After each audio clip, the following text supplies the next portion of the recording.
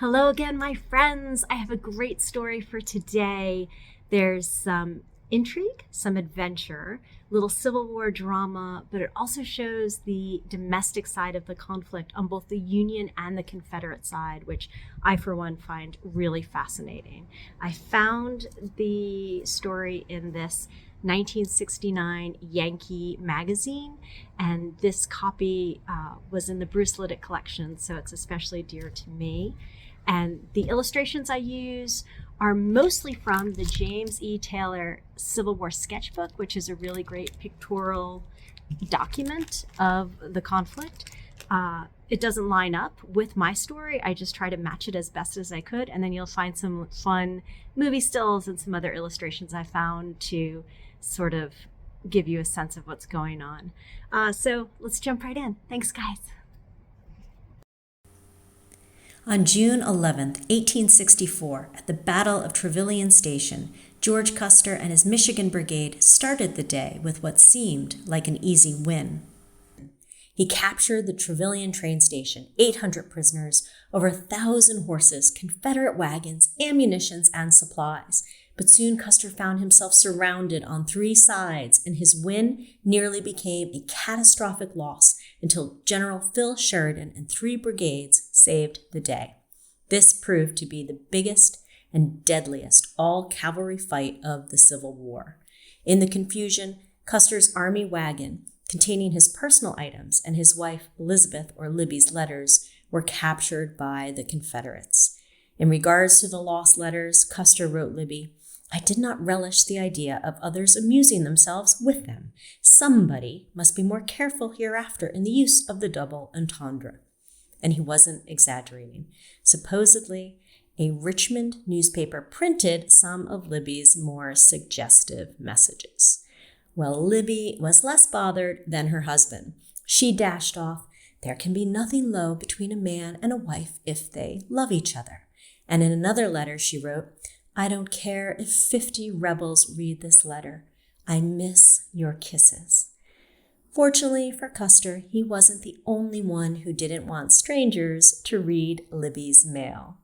But it wasn't until 1880 that Libbie would learn of a very peculiar rescue attempt. That's when Libbie happened to meet General Wilman W. Blackmar, who told her the details of this story for the first time. Years later, in 1896, he would write her this letter. "Dear Mrs. Custer, in answer to your request, I have tried to recall and put in writing some of the incidents attending my recapture of your love letters.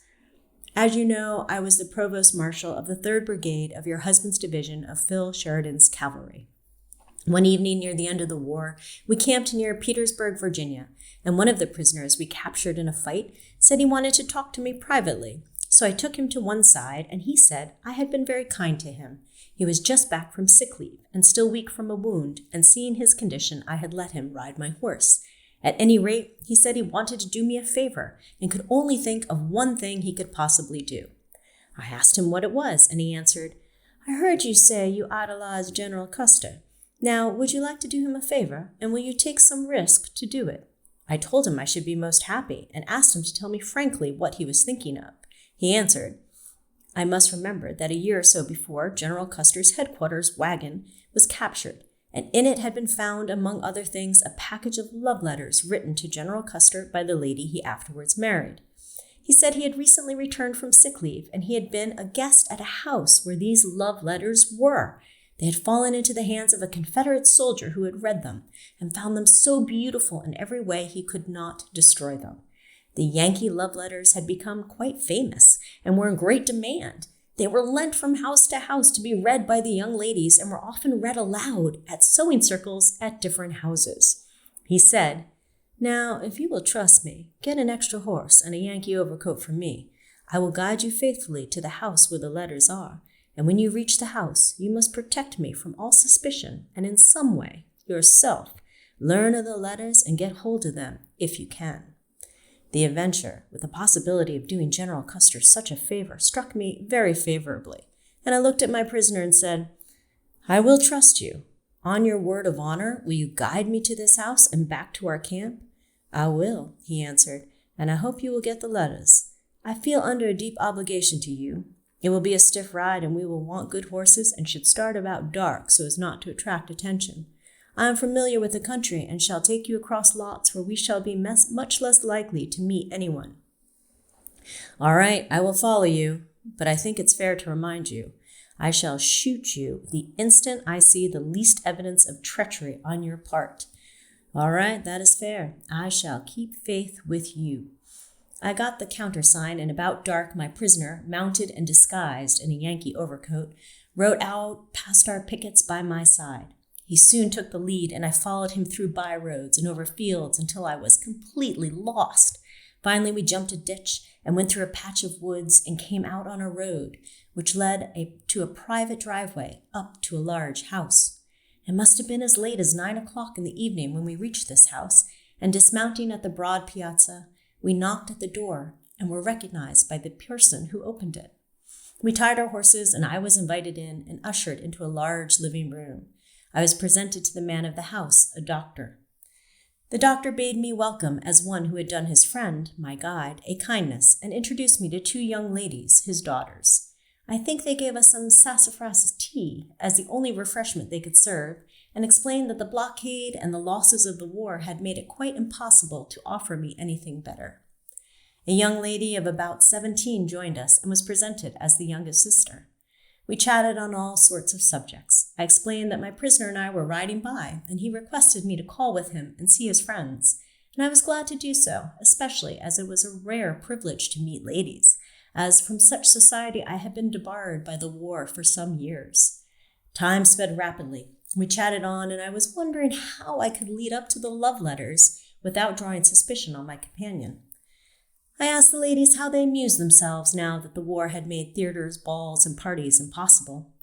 Oh, they answered, we have to content ourselves with little parties at the houses of neighboring families, sewing circles and quilting parties. The blockade compels us to wear our old dresses, and the war has taken away most of our men, but we manage to amuse ourselves in many ways. So we chatted on and how they managed, I leading the conversation.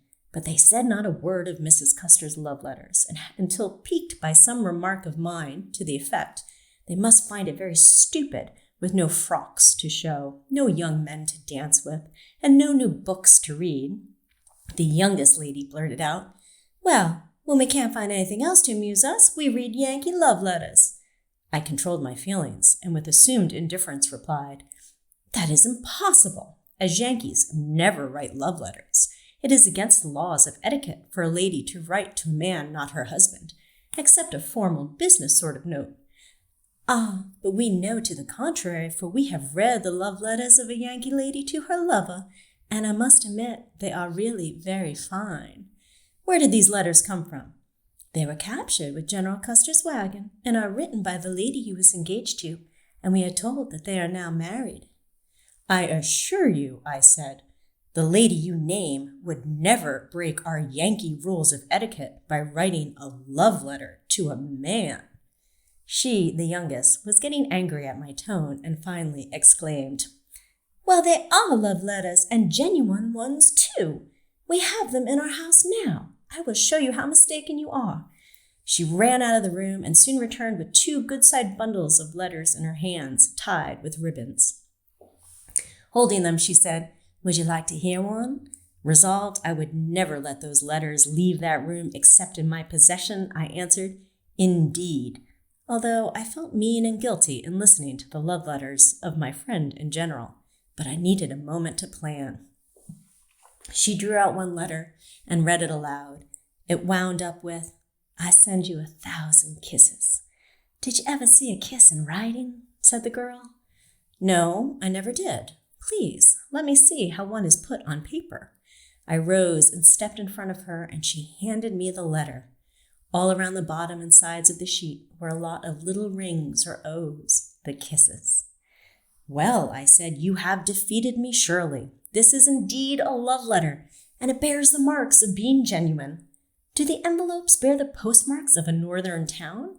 And I gently reached down and took the packages from her lap to examine them. When I had them, I said, I must acknowledge I am wrong and you are right. These are Yankee love letters, and they belong to my friend and beloved general, and I will take them to him. I thrust them into my blouse over my belt. I suppose my manner changed completely as I ceased to be the chattering gallant and was once more the Yankee officer.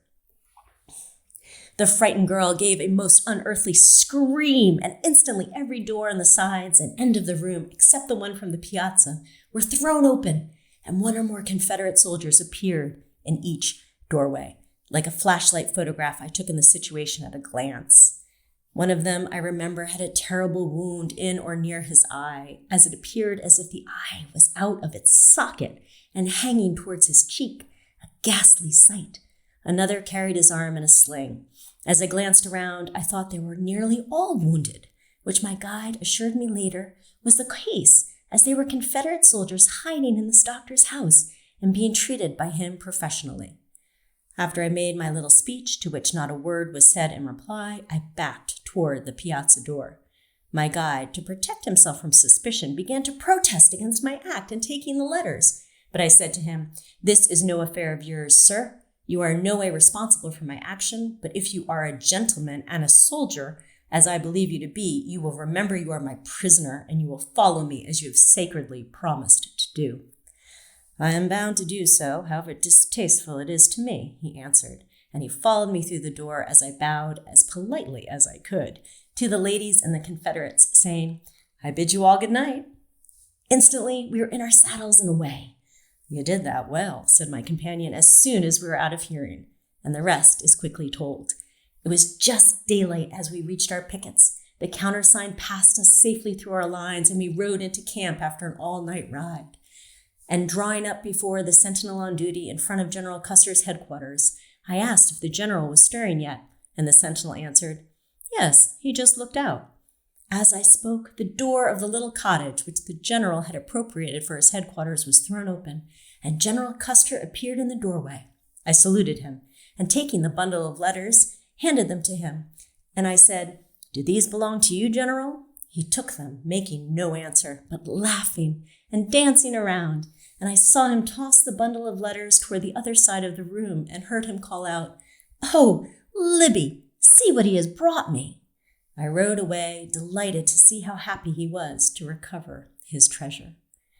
I afterwards heard that you had come down from Washington and joined your husband that very evening after I had left camp in quest of the letters, and that it was into your lap he tossed the letters I had handed him. Most sincerely, Wilman W. Blackmar. All right, guys, thanks again. As always, please like, subscribe, click your notification bell. I will put a list of resources in the comments section, and if you leave a question or comment, I will do my best to answer. Thanks, as always, to Dale Cosman for helping me out with this, and Joe Kelly for giving me some pictures to use, and everybody. Everyone's great. You're wonderful. Hope to see you again. Bye, guys.